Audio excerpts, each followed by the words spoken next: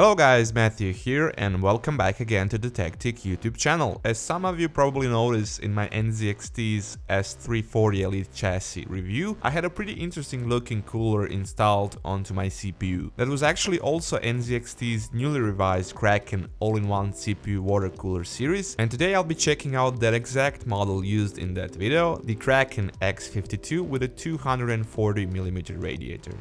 Right on this clean white front of the box you can see a picture of the cooler itself, in focus being the CPU block and pump part with its infinity glass and RGB lighting. On the side you will find some technical specifications about the radiator, CPU socket support and warranty information, which is actually really long, sitting at 6 years. Moving to the back, you'll be looking at a brief overview of the cooler's main features, as well as some talk about NZXT's famous CAM software, which I'll check out a bit closer later on in the video. Opening up the box, here we have your pretty much usual stuff in terms of this being an all-in-one CPU water cooler, some cables for the CPU block, pump and fans, parts necessary for socket installation, a pair of 120mm fans, and here we have the cooler itself. As I already mentioned, Kraken X52 comes in with your standard 240mm radiator with its thickness being 30mm. Fin density seems to be decent, although it's not exactly specified. I would say somewhere between 16 and 20 FPIs. All in all, you will get a fairly common radiator for this segment, only this one has a stamped NZXT logo on the side. On it go the two included new NZXT's AER P120 120mm fans, which are optimized for greater static pressure, and they also have this cool fan blade design and frame. From the top of it you can see the 400mm tubes coming down, and as you can probably notice, these are not your regular plain rubber tubes, at least not from the outside, but ones covered with a nylon sleeving, which gives them that almost cloth-like look and feel. Bottom line, it looks really cool while keeping the tubes still flexible enough.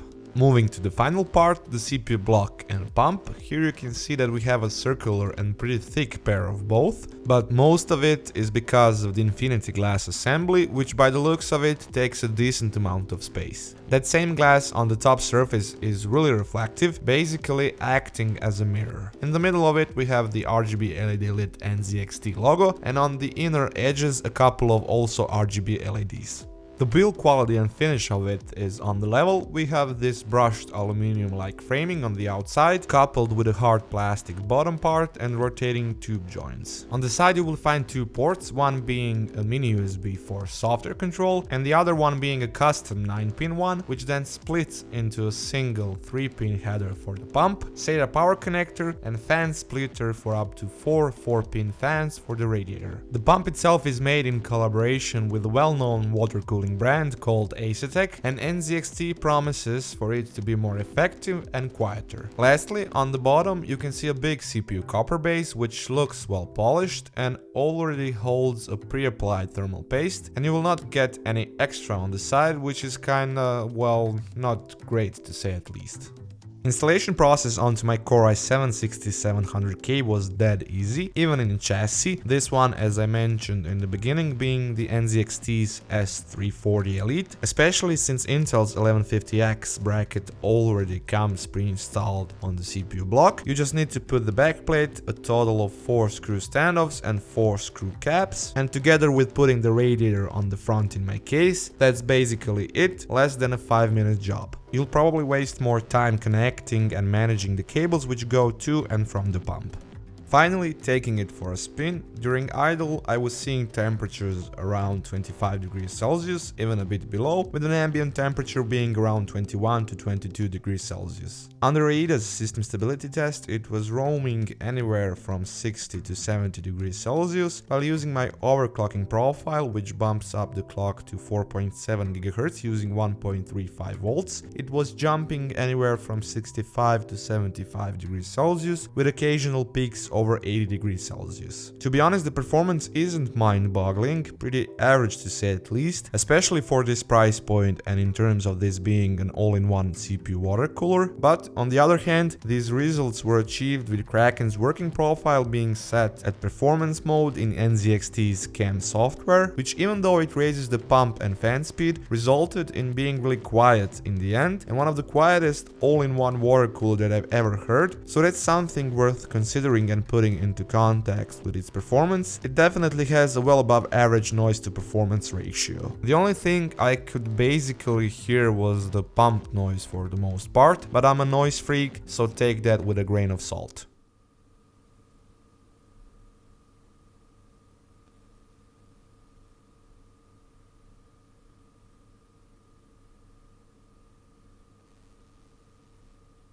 Speaking of the CAM software, the second most important thing for the X52 model besides its performance is of course the ability to control the RGB LEDs of the CPU block. Basically, you will be able to adjust the lighting to any color and any imaginable effect out there. You can choose from synchronized effects, ticking both the logo and ring LED, or you can individually adjust logo or ring LEDs, which reveals even more different effects and goes great with the infinity glass assembly. The lighting effect can also be automatically adjusted according to the GPU or CPU temperature, even frame rate count, or using that cheesy feature of imitating a music beat. All in all, I was very pleased how it visually fits in with the rest of the components, especially since this motherboard, RAM and graphics cards also have some LEDs on them. While I really like this infinity glass effect, it's definitely something out of the ordinary. Besides that, CAM software also offers some additional features like tracking the component temperatures, their activity, or even doing some basic overclocking, together with some water cooler related things like setting up a custom fan or pump speed curve. Bottom line, CAM software is an extensive and useful add-on, enclosed in a pretty eye-appealing design, although I would love to see it a bit more user-friendly, as I feel like there's a lot going on in such a small place. That's it guys for this time from me. Thank you once again for checking out the unboxing and review of NZXT's Kraken X52 all-in-one CPU water cooler. Feel free to toss me a thumbs up if you like this video, it helps me a lot. Leave a comment down below if you have any questions about the product, and of course, if you would like to see more content like this, you can subscribe to the TechTeak YouTube channel, or you can just check out some of my other videos from before.